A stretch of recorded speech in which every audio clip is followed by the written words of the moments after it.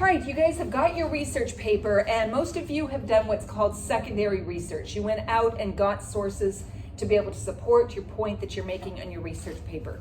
But it's important to know that you can also get something called primary research, okay? And that primary research is research that you do.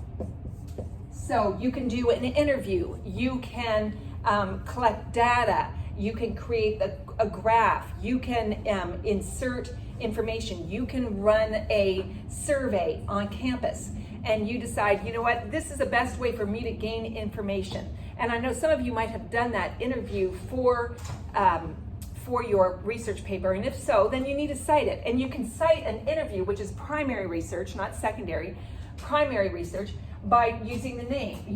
Dr. Smith, who is my, biology professor, okay? Then you've got who he is, explain. So you still have a signal phrase for interview, but then when you go to actually put the interview into your works cited, you do it by the last name again, okay? It's just Smith, and then you do personal interview.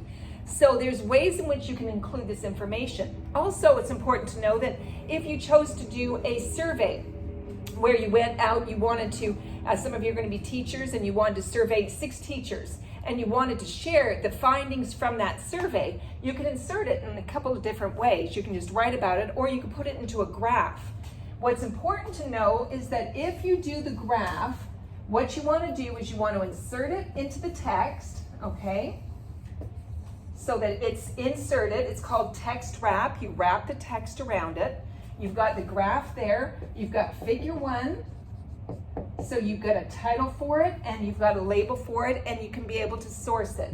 So this is a way to be able to put information into your paper so that it doesn't just take up a big space. So it's important to recognize that you've got this opportunity, and if some of you did it, maybe some of you have included it, but making sure that inside your research you can do your own primary research, or what most of you have done is gone out and gotten secondary research.